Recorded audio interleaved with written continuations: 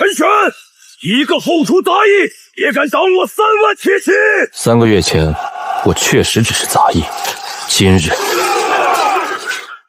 我为大周镇国武夫。你竟然还活着！你是谁？普通人受了反噬，本该撑不过昨夜。反噬？昨夜若不是你命硬，现在已经是一具干尸。这是20两，3日内把身体养回来。3日后还要做什么？3日后你再来。昨夜之事，若敢向外吐半个字，你应该知道后果。小人明白，我没死。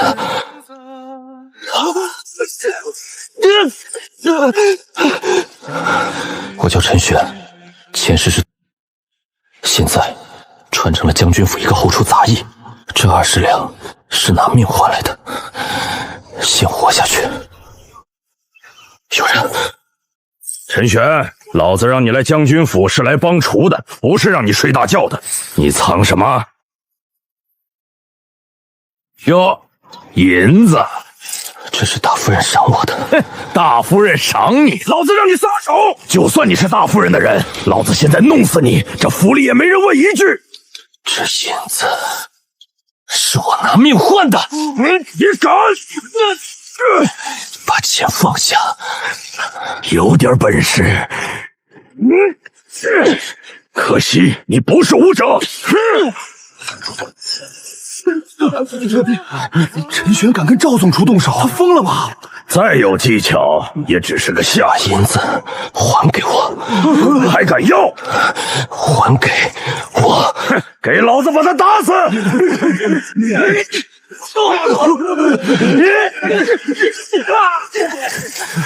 你还真会杀人！我说了，把钱还我！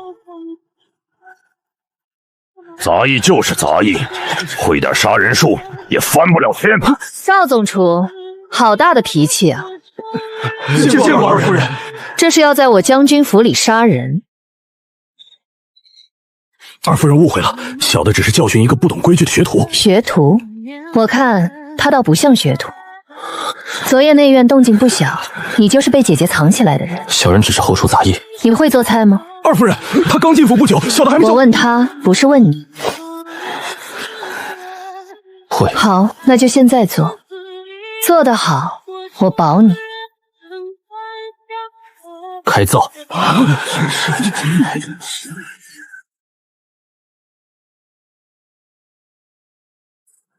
这是什么做法？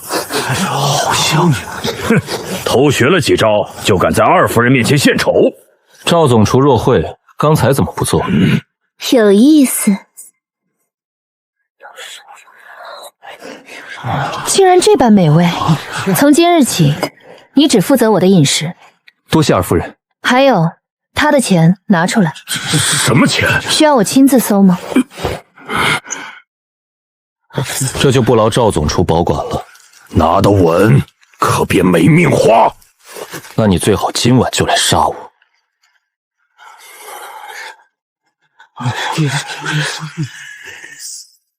你还真敢挑衅赵松？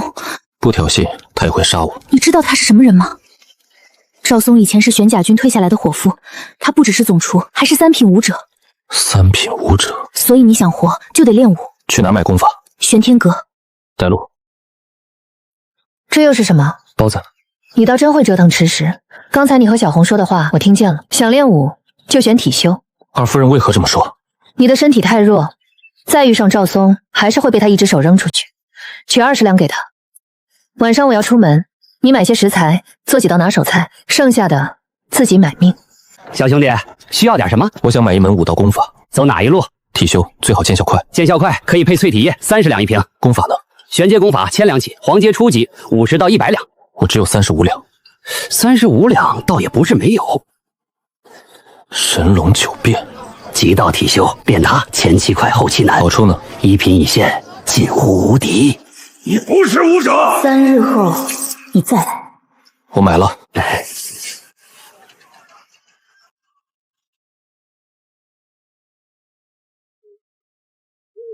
神龙9变。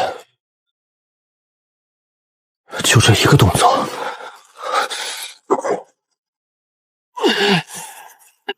3日后你再来。我不能一直等人救。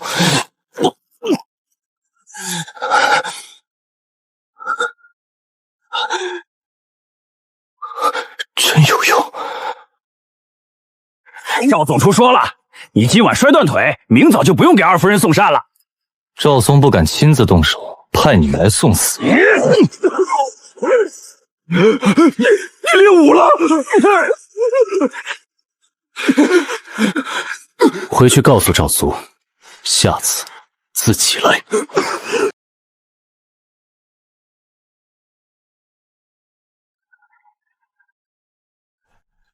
陈玄，你昨夜伤了后厨的人，他们半夜堵我，想打断我的腿。证据呢？没有证据，就是你以下犯上。赵总厨想怎么罚？后厨有后厨的规矩，接我3招。赵厨是3品武者，陈玄死定了。别急，他是想当众废了你。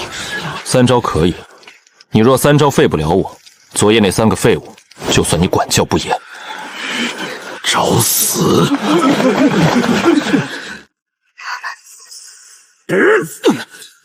这就是武者。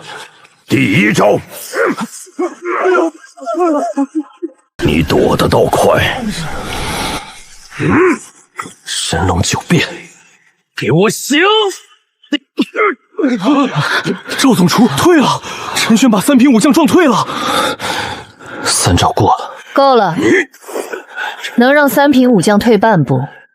陈玄，你比我想的有用。小人只是想活。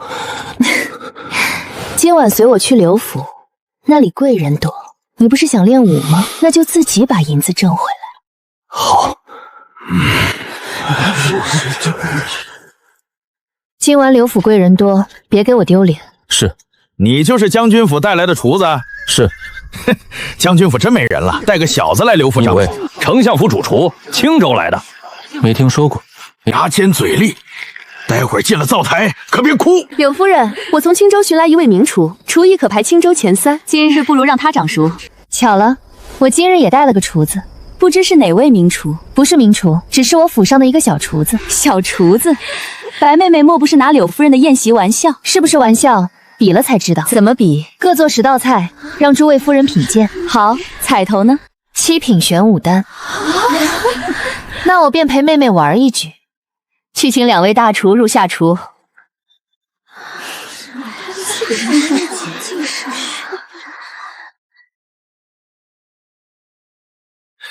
你拿几根黄瓜就想赢？饭桌上嘴比名气诚实。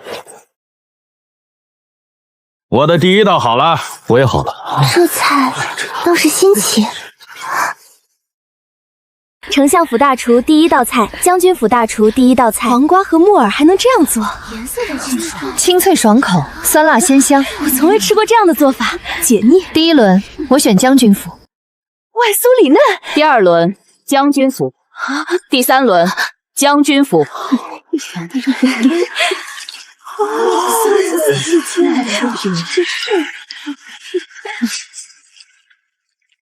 这平平无奇的猪肉，竟能做到如此地步。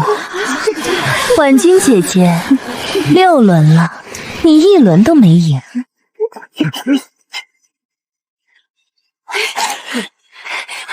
第6轮将军府胜。50两。还没比完。6比0，你想翻盘也得先赢1轮。你的菜谱卖不卖？你想多了。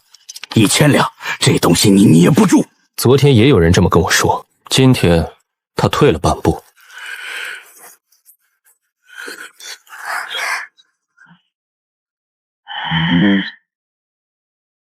最后1道就这。第10轮还是将军府。婉君姐姐，今日这彩头我便笑纳了。你叫什么？小人陈玄。今日这些菜我吃得很满意，你想要什么奖励？陈玄，柳夫人的夫君乃本朝剑圣，剑圣柳墨。玄阶功法1000两钱。小人想要银子。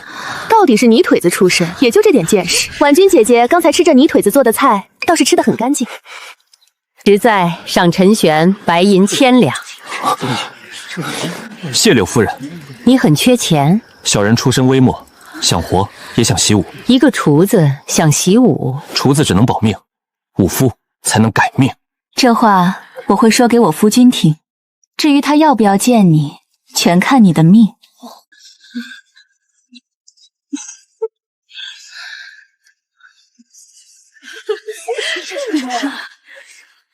这1000两才是真正的本钱。你今日表现得很好，回府后来我院子。是。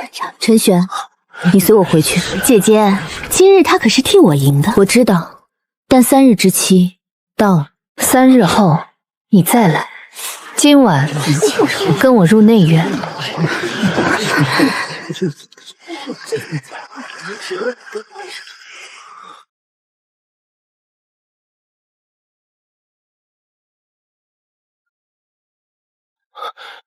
坐。谢大夫人。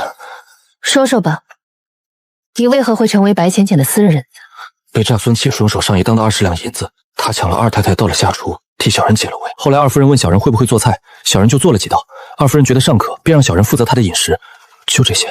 你的厨艺跟谁学的？小人自己琢磨的。能琢磨出东坡肉炸鸡蛋炒饭？东坡肉是小人小时候在东边山坡试出来的，所以叫东坡肉。你如今和我第一次见你时很不一样。陈玄，你记住，你是我林婉的人。白浅浅可以用你做菜，但你不能真正。小人有分寸。你最好有。银票给我。柳夫人赏你的1000两银票给我。大夫人，小人想习武，玄阶功法，动辄1000两，你少20两，你都差点被赵苏抢走。1000两银票在你身上，只会引来更多赵苏来找我支取，我替你管着。大夫人，不是小人不信你，只是你怕我贪你的钱。小人不敢。将军府上下几百口人，旧部要养，产业要守，人情要走，女眷要护。你今日用10道菜让柳夫人答应每日来取食，你以为只是她爱吃？柳府多来一次很重，但比起将军府现在的窟窿，还远远不够。小人明白。你立了功，我不会亏你。你可还想要什么赏？小人想要奴籍契书。你想离开将军府？不是，小人还会留在将军府，也会继续做夫人的厨子。但小人想点生意。做什么生意？酒肆。你可敢开酒肆？敢。凭什么？凭刘府今晚吃空的10道菜。大周不缺饭馆，缺的是没见过的吃法。你想只靠几道菜赚钱？不是只卖菜盒，卖排面，卖贵人愿意花银子蒸的凉面。今日柳夫人一开口，贵妇们都想吃我的菜。若酒肆背后站着将军府，谁先能定到位子，谁先能不菜成了身份。继续。前面先做贵人席面，菜少价高，每日限量。等名声起来，再做普通人吃得起饭菜。不像一个白浅商量了。小人只是穷怕了。我出资。大夫人，你出菜，我出钱，出铺子，出将军府的名头。分账呢？55，46也行。夫人6，小人4。55，但有条件。大夫人请说。你不可离开将军府。是。酒肆招人、传菜账都要有将军府的人盯着。可以。至于你的奴籍契书，我可以给你，但契书在你手里，不代表你能走。小人明白。我再提醒你，习武费钱，做生意费时间。小人也会培养几个可靠的人学菜，酒肆不能只靠我一个人。有计划便好。大夫人，将军府到了，记住今日车上的话，开酒肆的事，明晚来我院中细谈。是。陈玄，别忘了回头来我院子领赏。是。先回后厨，明日一早照常送膳。是。姐姐下手可真快。陈玄回来了，听说他今日去了刘府，还坐了大夫人的车回来。哟，这不是陈大人吗？如今可是大夫人、二夫人眼前的红人啊！赵大哥说笑了，我不过是个做菜的。做菜好啊，真好，菜做得好，命就值钱了，对吧？值钱的东西总有人想抢，抢得到才算本事。夜里路黑，小心摔死。白天有规矩，夜里有道。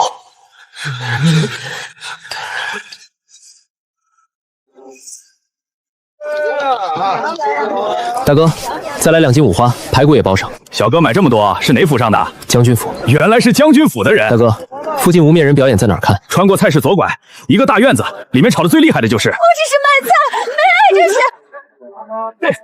王堂主说了，这菜市没人准买你的菜。小子，想管闲事儿？买菜也算闲事，在青帮地盘，我们说算就算。想逞英雄，先去看看无面人怎么活的。无面人，这菜我买了。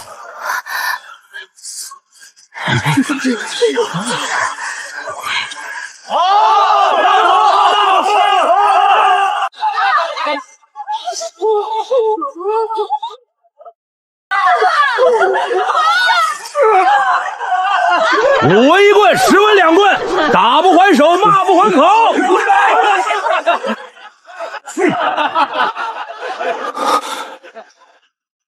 等哥在京都站稳，就接你们来。起来，别装死，住手！小子，你想替他矮？哥，你认错人了。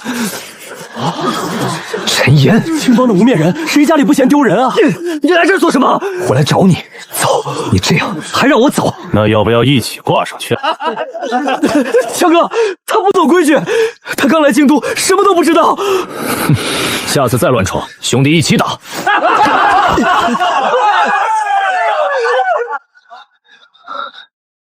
你为什么在青帮当无面人？能挣几个钱？这是挣钱，不然呢？爹娘要吃饭，小妹要嫁妆，你进将军府也要人打点。我皮糙肉厚，还几家没事。我走了，我现在有办法。你有办法，也是你的办法。青帮不是后厨，赵苏不是最可怕的。你现在是二夫人的私人厨子，好不容易有条活路，别为我毁。是你弟，所以更不能让你管。陈玄，回将军府，别来找我，别管我。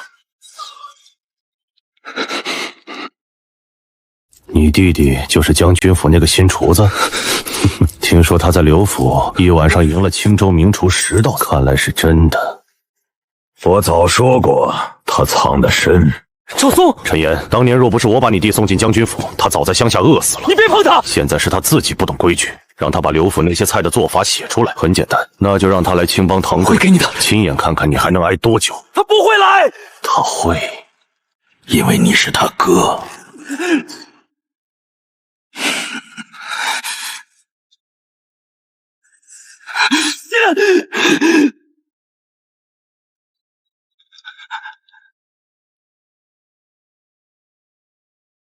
谁？有人让我送东西给你。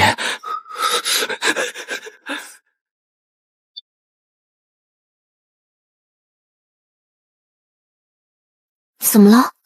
没事。你这样不像没事。小王公明，青帮就藏在哪儿？你问这个做什么？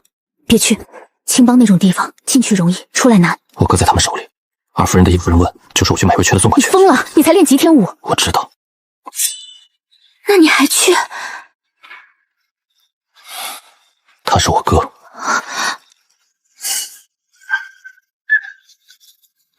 还真要去啊？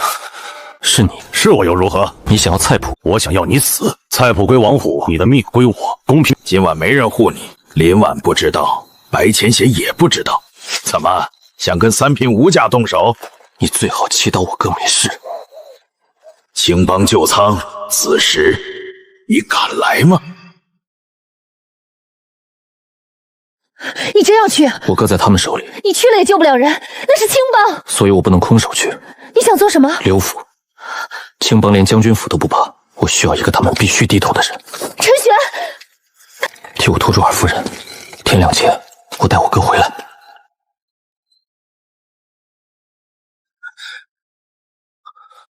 劳烦通传，陈玄求见柳夫人。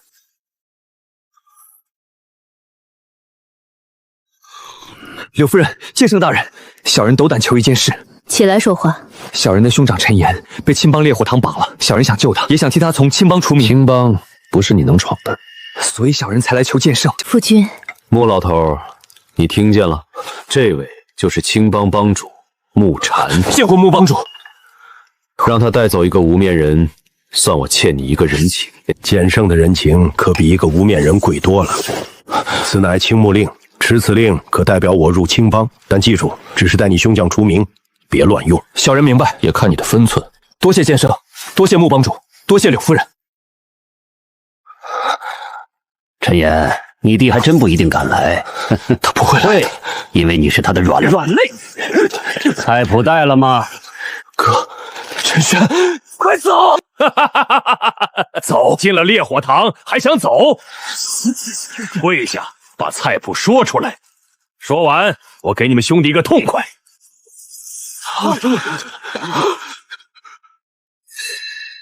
青木令在此，青帮众人听令。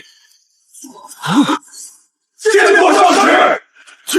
假的，还一个乡下小子，怎么可能有青木令？赵兄，青帮中人一眼便能分辨真假。放人！放！快放！把人放下来！哥，你怎么会？先别说话。我也不敢动您兄长，都是赵松，是他让我绑人，是他要菜谱。王虎，你敢卖我？小杂种，我先杀了你！赵兄，青木令前不可放肆。滚开！拿下他！快拿下他！我杀不了他，但有人呢。哥，医师，把医师叫来！快去请医师，拿最好的丹药！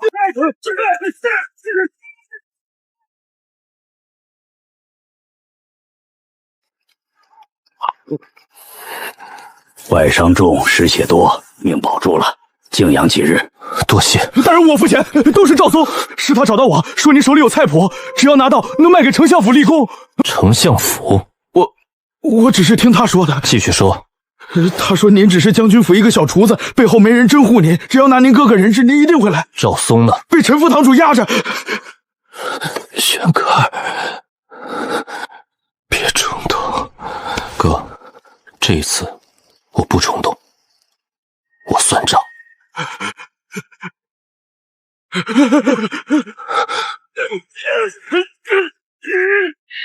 陈玄，你动不了我。20两银子你抢了，后厨院子里你要打死我，现在你绑我哥要我的菜谱，你说我该怎么动你？你一个靠女人赏识爬起来的小厨子，杀了我，你怎么向李婉交代？还有，你真以为你能杀得了我？看见了吗？三品刚力护体，凭你也想杀我？哎，小子，今日你若杀不了我，来日我一定杀你全家！陈玄，你不敢杀我，也杀不了我。废了他。大人，这他不是青帮的人。青木令只让我带走我哥，我没有动青帮一人。陈总，你敢？赵兄，认命吧。陈玄，饶我，我以后不争了，后厨你说了算。你进将军府是我带你进去的，没有我，你哪有今天？没有你，我哥不会被绑。我还有妻儿，我哥也有家人。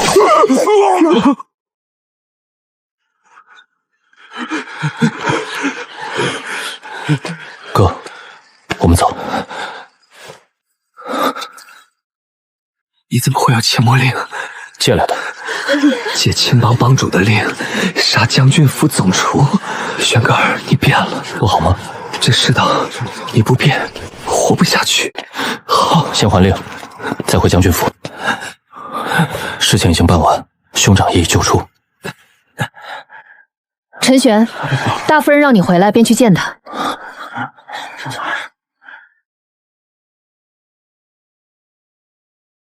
这么久才回来，柳夫人帮你了？帮了，只是小人还杀了一个人。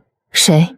说清楚。赵松，赵松勾结青帮烈火虎，帮我哥逼我交出菜谱，还想把菜谱献给丞相府。小人借青木令让青帮拿下赵松，废弃纲纪，将他斩了。杀得好，吃里扒外的狗东西，留着才是祸害。赵松后面的玄甲军救人，我来处理。是。既然赵松死了，从今日起，你便是将军府后厨总厨，你哥可留在务厨跟你宣。谢大夫人。小昭，去后厨宣布。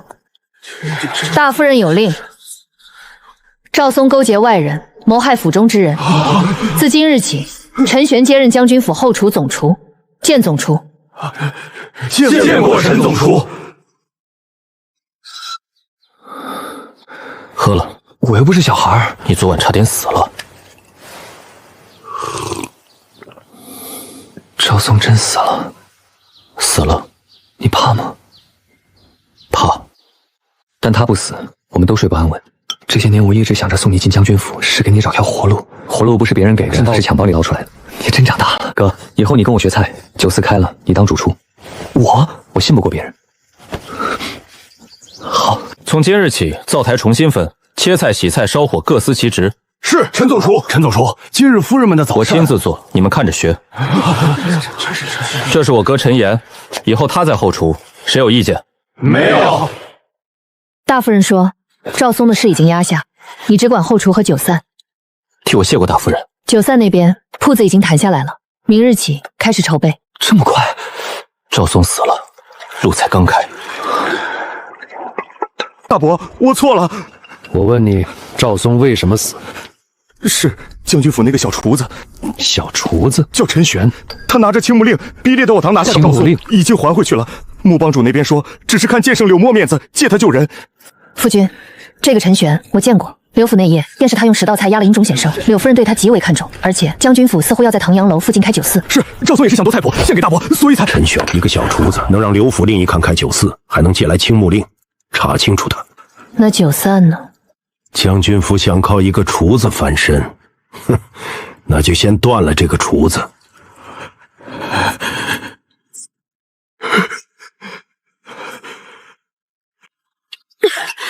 这地方真能开酒楼？看着还不如后厨仓房。铺子位置不错，离将军府不远，也在玄武大街。但想在这里赚钱，靠几道菜还不够。谁说只靠菜？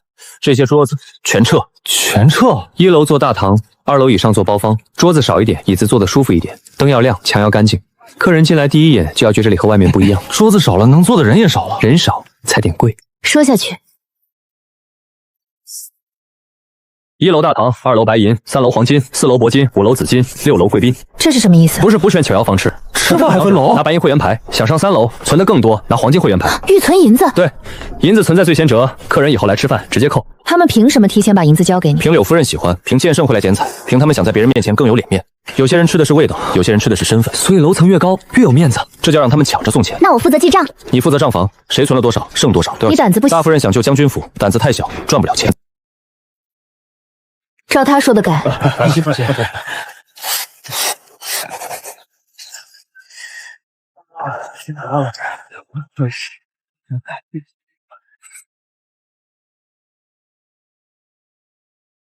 醉仙阁，听着真像神仙吃饭的地方，还不如叫舌尖上的大桌。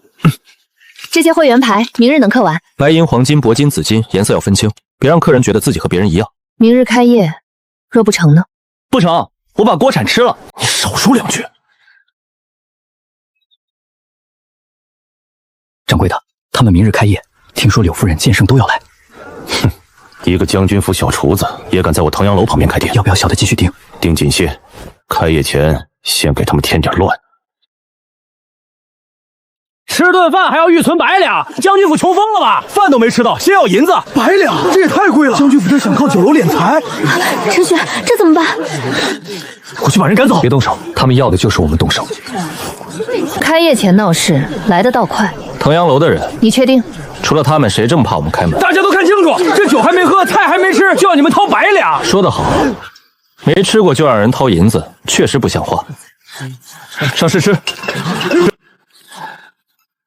这味道好香！今日醉仙阁开业前，门前这些菜免费试吃，不收1文。你刚才喊的最大声，你先尝。我凭什么？怕了？尝啊！不是说骗人吗？尝一口又不要钱。如何？难吃？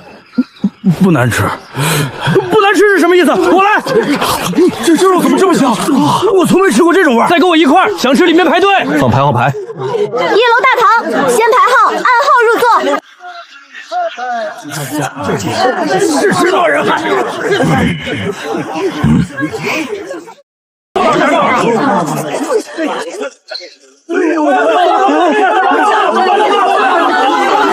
掌柜的，本来是要闹起来的，可他们排起队了。他倒会计时。要不要再派人？不必了。今日人太多，再闹就是给他们添热闹。柳夫人来了，剑圣的车也来了。 大夫人，现在不用担心没人了。我开始担心坐不下了。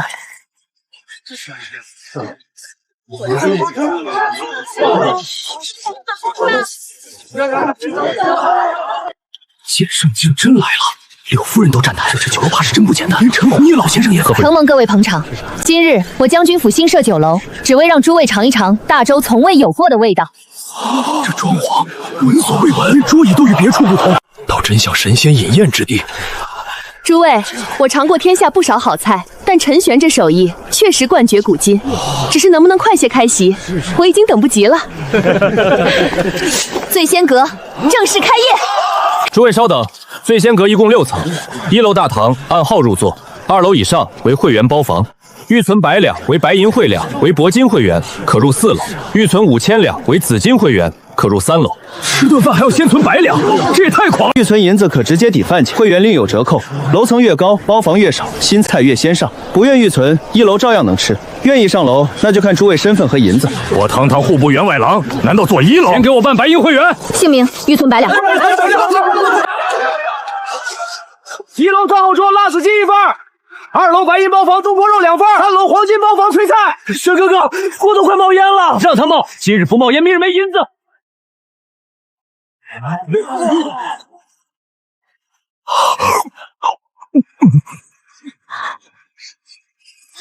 再点1份。白银会员1尾，黄金会员1尾，又一个白银会员。我说过，这么好吃的菜不怕没生意，我怕的不是没生意，那你怕什么？我怕他比我想的还赚钱。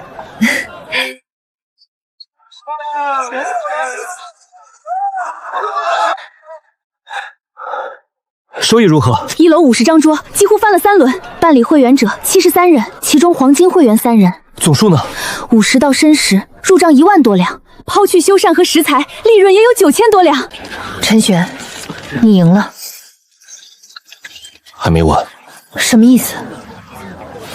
晚上才是真正抢会员的时候。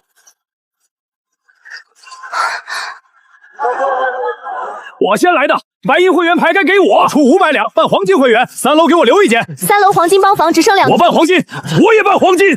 黄金会员3楼以字号包房。我就说1楼太吵，不合我身份。小昭姑娘，4楼呢？4楼需预存1000两，铂金会员。办。铂金会员1位。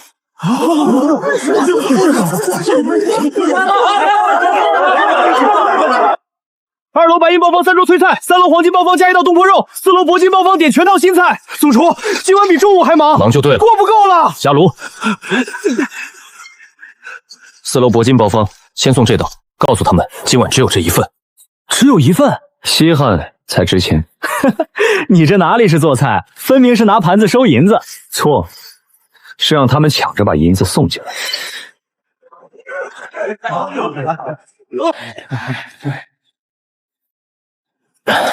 今晚如何？今晚比50还多，15000多两。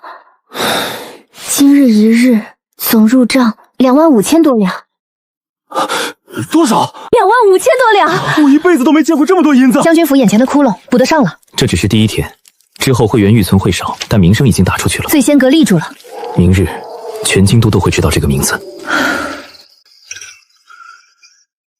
姐夫，今日醉仙阁入账怕是超过2万两。2万两不止，有人看见他们账案上银票堆满，许多贵客办了会员，一日2万两，一个小小酒楼。那陈玄弄了个什么会员制，让权贵先存银再上楼？不是酒楼，这是在给将军府续命。此子是谁？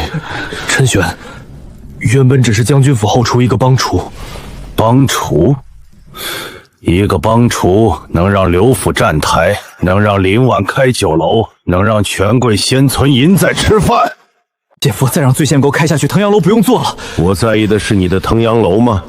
我在意的是将军府活了。我压了林婉3年，断他产业，逼他缺钱，他原本已经撑不住了。现在一个厨子，一日给他送回25000两。丞相，老夫今日也去了醉仙阁，如何？菜只应天上有。更难得的是，那酒楼上下规矩、楼层、会员制皆有章法。那个陈玄不只是厨子，先生看好他，若能收为己用，是一把好刀。让他继续留在将军府，林婉便肯继续传奇。姐夫，一个连1品都不到的小子，除掉他不难。丞相，此子若杀了，未免可惜。可惜，不能为我所用，就只能让他不能为林婉所用。陈玄，此子不可留。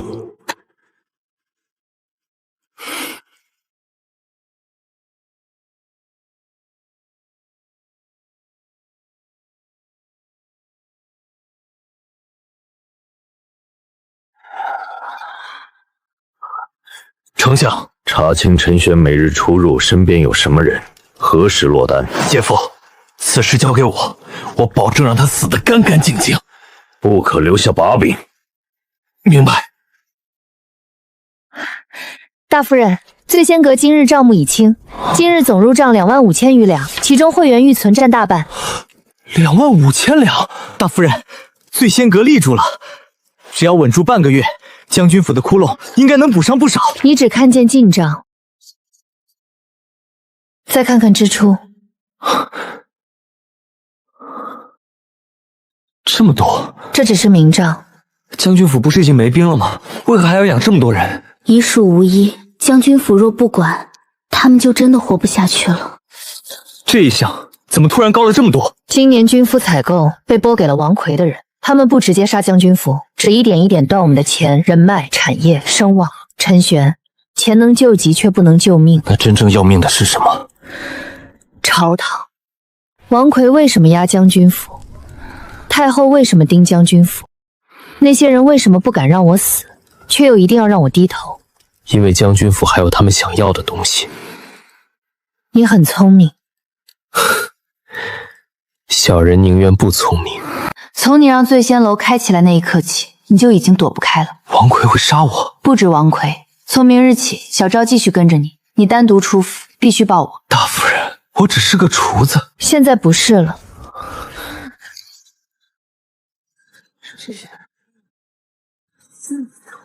这是……你不是想知道将军府真正要命的东西是什么吗？这是什么令？海牙令。小人从未听过。你没听过才正常。玄甲军，你听过？大周敌台军队30万玄甲军，最弱者也是3品武者。30万，3品起步。他们由先帝与我夫君一手打造，而这枚海牙令能调玄甲军。大夫人，这不是小人该……你已经听了。我现在能装没听见吗？不能。难怪王奎要将军府死。不是死，是要我交令。这3年，他们断我产业，压我旧部，夺我军财，逼我缺钱，撑不住就只能交令或者死。可他们又不敢轻易让我死，因为海塔令在你手里，也是因为我还有8品修为，是你重新传奇的机会，也是你被盯上的原因。我本来只想赚点钱习武，现在呢？现在想活下去，得赚更多钱，练更快的武，还得让将军府不能倒。这才是我今日告诉你的海牙令的事，到此为止。你只需要知道，钱不够，权也不够，我们必须让将军府重新有造血能力。我明白。大夫人，宫里来人。何事？太后寿宴诏令。太后寿辰将至，听闻将军府新得厨艺奇才，太后有旨，寿宴当日命将军府携厨入宫献宴祝寿。臣领旨。这位便是陈玄，太后可是听了许多你的名字，好好准备，莫让太后失望。大夫人，宫里怎么会突然点名陈玄？不是突然，王奎未必只有他。醉仙阁让你进了权贵眼里，这一次你要进皇宫。醉仙阁赚得多，但太扎眼，也太贵。你想再开一间？不止一间。第一类叫醉香居，比醉仙阁便宜，不做6层会员，只做大堂和包房，主打普通富户、商人、小官，人均1两左右，让吃不起醉仙阁的人也能吃将军府的菜。第二类呢？百姓的食堂，给百姓吃。对，10几文一人，随便吃，吃饱为止。10几文，那能赚钱吗？单个人赚的少，但人多。更重要的是，将军府不能只赚权贵的钱，也要让百姓记住，将军府让他们吃饱过。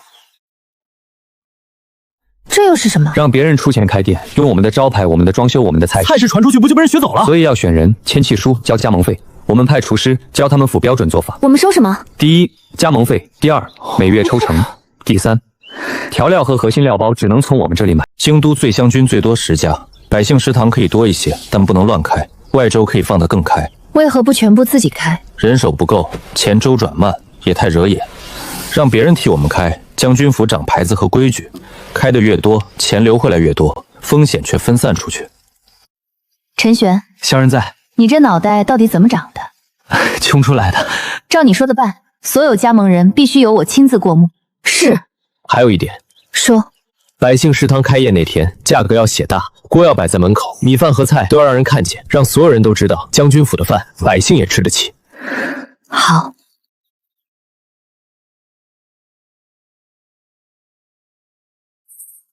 这里真让10几文吃饱？那我以后天天来。你来可以，但不许撑坏肚子。这名字有点怪。怪才记得住。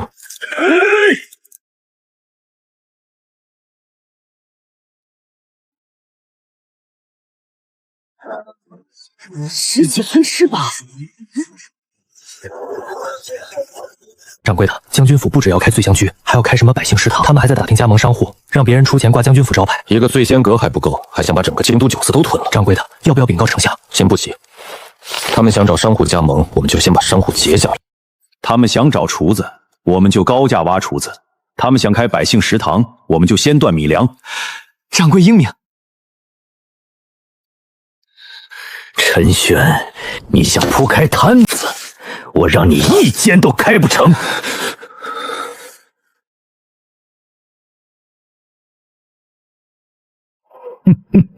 大夫人，已有7家商户递了加盟意向，百姓食堂那边米粮也在。李腾想结活就让他结，我们换一批商户，换一批粮商。大夫人，李腾结的是生意，有人结的是将军府的脸面。谢家这个时候来，将军府刚有起色，他们就急着划清界限了。谢家公子谢偏，携退婚书求见。林夫人，谢家也是奉上一行事，谢秦2家婚约今日起作罢。奉上意？你谢家当年求亲时怎么不说奉上意？雪儿，此事不是你想的那般。那是哪般？瑶瑶，我对你并非无情，只是如今朝局不同，谢家也有谢家的难处。所以呢？你等我1年，待局势平稳，我仍可接你入。接我姐入府，只是正妻之位，怕是暂时给不了。你让将军府抵小转借给你做小。雪儿，话别说的这么难听。我还有更难听的，你要不要听？醉仙阁一天赚再多银子，也挡不住他们把将军府当成快踏的酒屋。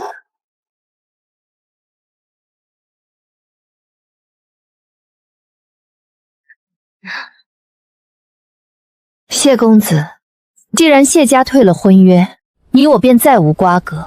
我秦瑶此生，即便嫁给小厮，也绝不入谢府做小。谢家今日对将军府所做之事，将军府记下了。瑶瑶，你现在在气头上，我改日再来。你敢再踏进我姐院子一步，我打断你腿！剑圣招徒在即，你若真有本事，到时候再说。好啊，你洗干净脖子等着。雪儿，我想一个人待会儿。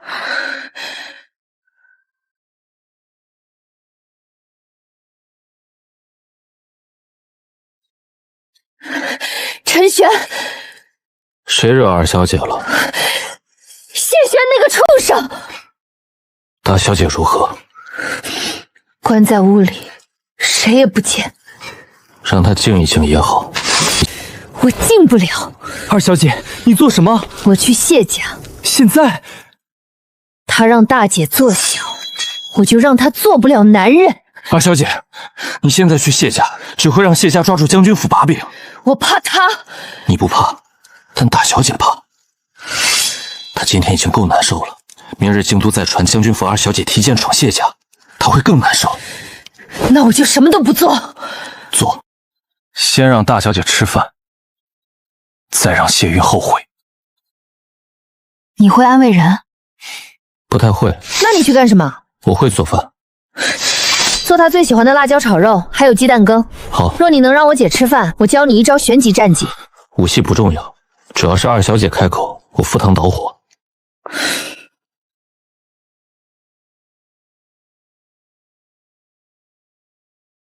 姐，我带陈玄来了。大小姐，饭菜再不吃就凉了。我不饿。那谢仙今日回去应该会很高兴。陈玄，我还能如何？让他后悔。我体弱多病，不能习武，不能外出，连自己的婚事都护不住。谁说只有习武才能有用？醉仙阁第1天账目是大小姐整理的吧？银票会员预存扣账几百笔出入，一笔没错。若换了我，早算糊涂了。对，大姐算账比小昭还快。将军府以后部醉仙楼还有醉熏百姓食堂、香水堂加盟，大夫人需要能管账、能看局、能稳住产业的人。大小姐，你不是废人。谢家退的是婚，不是你的命。我是谁？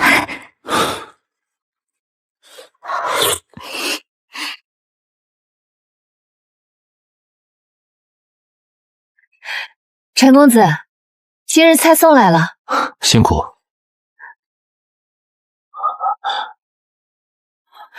陈公子，怎么了？你身体一直这么凉。我自小如此，我体弱多病。你跟我去一趟将军府。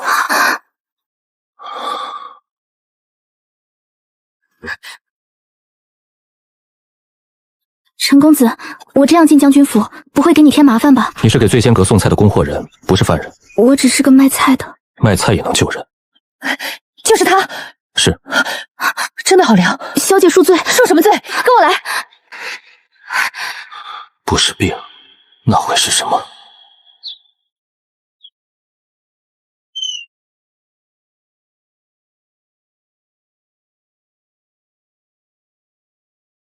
你就是穆念姑娘，见过大小姐，不必多礼。你也是这样，从小便如此。那你平日会病吗？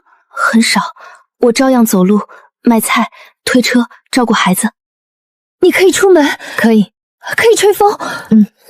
那我是不是也可以？大小姐，至少可以慢慢。先把火炉撤一半，窗户每日开一会儿，不许一下子乱。原来我不是只能困在这里。你父母也这样吗？我不记得了，不记得。养父母待我很好，过去的事我记不清。我母亲听说也有这样的体寒。穆念姑娘，你是不是知道些什么？奴家只是卖菜之人，什么都不知道。你我这样的人很多吗？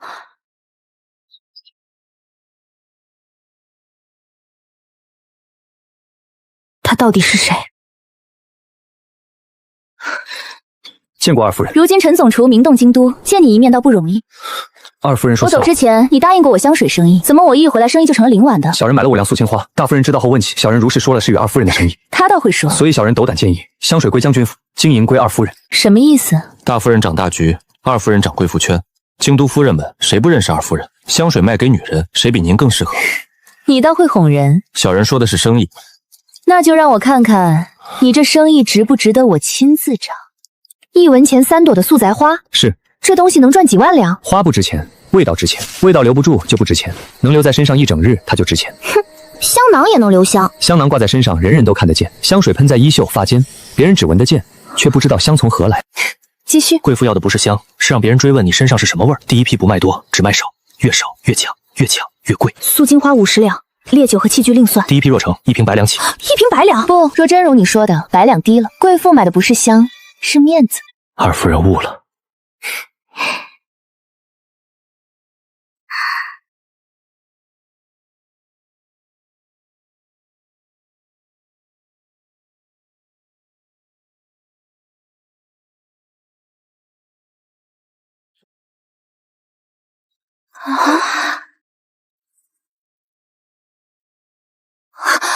好香！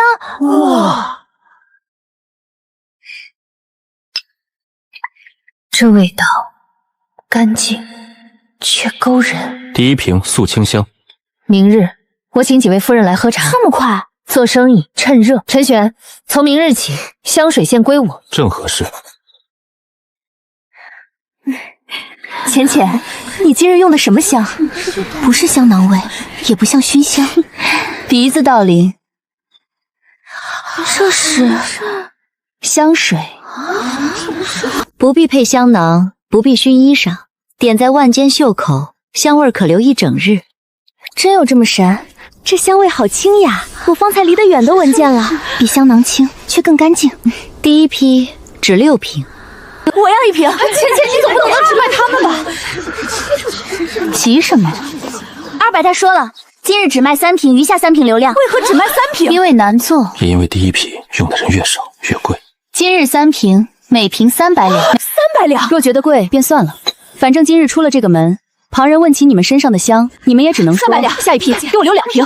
下一批，我要1瓶。每家预定，先付定银，按名单取货。为何限2瓶？不然京都其他夫人还不得恨我偏心？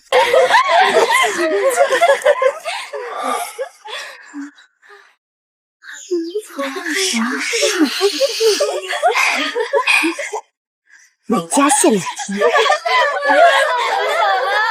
大夫人，香水今日只卖3瓶，收900两，预定定银已有3600两。只3瓶？陈玄说少才值钱，我觉得有道理。香水不是饭菜，不能靠量上。成本呢？素金花烈酒瓷瓶器具摊算下来不足100两。林婉，这门生意我能做，那便交给你。香水线由你掌，账册交小昭总和，银钱入府库，你每月仍按规矩支取。哼，我知道大局。将军府不能只靠一个人撑，林婉需要帮手，白芊芊也需要战场。丞相，将军府今日又出了一门新生意，醉仙阁之外是名叫香水，卖给贵妇1小瓶300两，今日只卖3瓶，却收了数千两定银。300两买一批巨人疯了！不是他们疯了，是陈玄又找到了女人的钱袋子。此事由白浅浅负责。林婉、白浅浅、秦瑶，将军府女眷若都开始动起来，要不要不属下毁了香水作坊？一个醉仙阁没毁成，你还在送把柄，断生意不如断人。陈玄。醉仙阁昨日入账13000两，香水预定定银又加2000两。百姓食堂还没开，已经有3家商户来问加盟。我说什么来着？女人的钱袋子，香水定银已有6800两，账无错。大小姐厉害。陈玄，你很高兴？赚钱总该高兴。王奎也会高兴，他会高兴自己终于看清楚谁才是将军府的新命脉。醉仙观、香水、百姓食堂，一条条财路都是你开的。林婉，你的意思是，王奎动他，不是会，是一定已经动。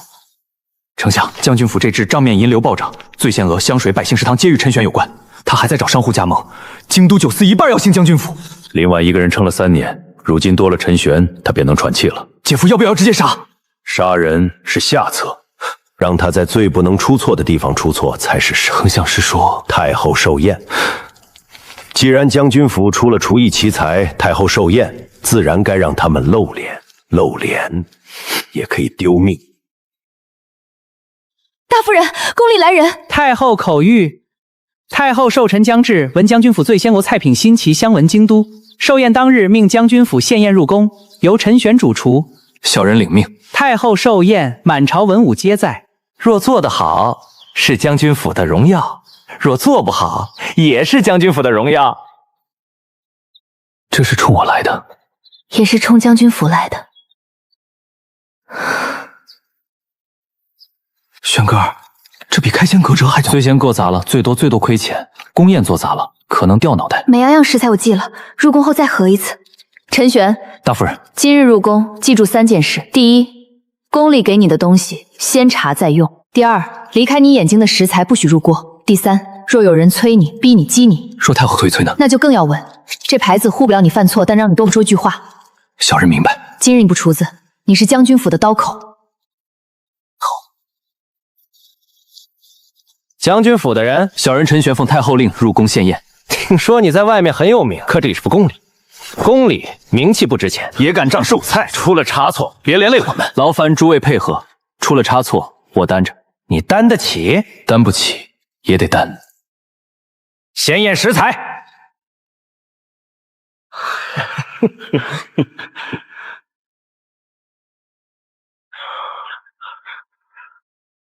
面粉3袋，糖2罐，鸡蛋50枚，咸奶2坛。刘二，御膳房杂役。没事。查完了就赶紧备菜。太后寿宴，误了时辰，你10个脑袋也不够砍。食材放我左手边，未用之前，任何人不得碰。哼，还挺讲究。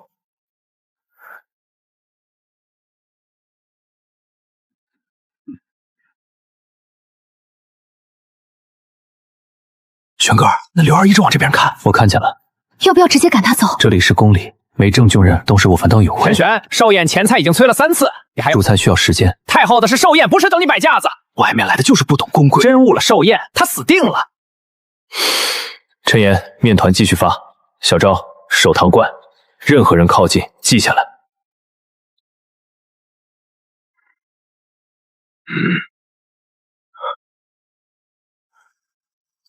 还不动手？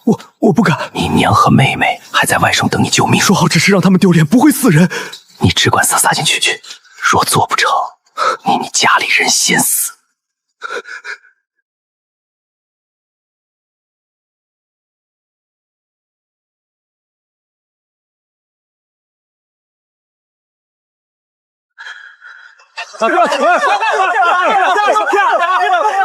快！太后那边甜菜，小心！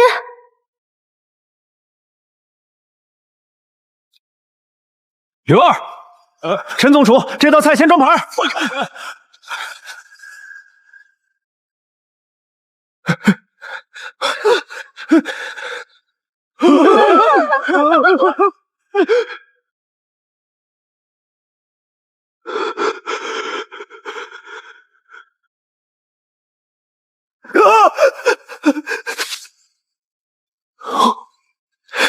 下！证据在这里。这是什么？你说呢？我不是故意的，我真的不是故意的。谁让你来的？我不能说，我娘妹妹在他们手里，我手里，他们会死。你家人，我们将军府的人就不是人。他们说只是让菜出问题，不会死人。我真的不知道你们是谁啊。现在你知道了。怎么回事？陈玄在后厨闹事，打翻了寿宴田羹。刘二欲往田羹中撒药，被陈玄当场拦下。药？宫宴后厨哪来的药？这就要问宫里的人了。陈玄，话不可乱说，你有证据证明此药有毒？没有。那你便是毁坏寿宴菜品，所以我不报官，不喊冤，不耽误寿宴。刘二先关在柴房，药包封存，等寿宴后交给大夫人。田羹废了，重做。来不及了，那就换菜。轩哥，田羹没了，寿宴菜单少一道，太后那边能放过我们？所以不上田羹。那上什么？上他没见过的。这是你之前说的那个生辰蛋糕。本来想最后上，现在只能提前了。太后催菜。太后问将军府的寿宴主菜为何还不上？告诉太后，将军府的寿礼马上到。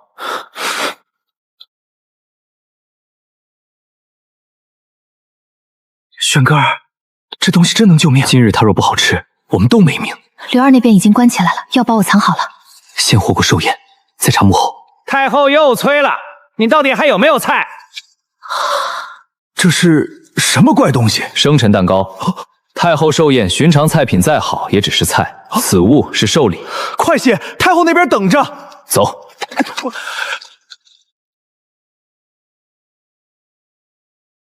陈玄到。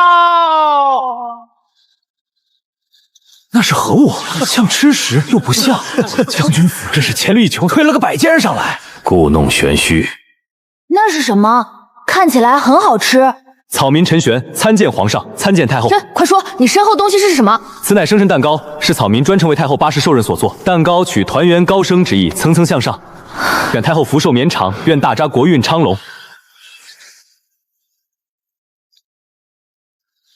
这是何意？8根蜡烛代表8寿数，太后可在蛋糕前许愿，再亲手吹灭蜡烛，纹锁对纹，花样倒多。这要看。请太后许愿。哀家愿大周风调雨，国泰民安。好，请太后吹灭蜡烛。